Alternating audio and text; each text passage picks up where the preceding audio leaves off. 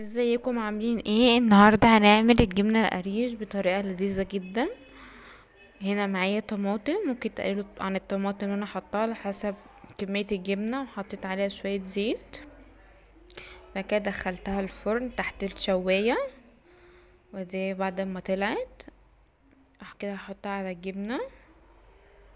طبعا الجبنه دي افيد جدا من الجبنه اللي موجوده بره، ما فيهاش دهن نباتي ولا اي حاجه. حاجات احنا عاملينها في البيت، فطبعا افيد للاطفال ولينا احنا كمان. هنا حطيت بابريكا مدخنه، كده هضربها كده في الكبه، يعني في الخلاط.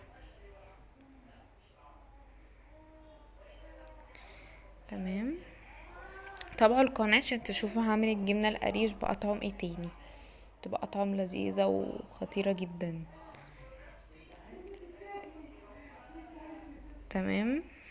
بعد ادي انا بضربها، ممكن عشان الخلاط يمشي تحطوا شويه لبن، يعني معلقه صغنونه كده اللي هي معلقه الشاي دي.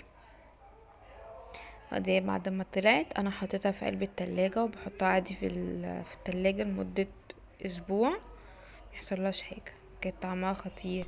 لو عجبكم الفيديو ما تنسوش تعملوا لايك وشير وسبسكرايب للقناة.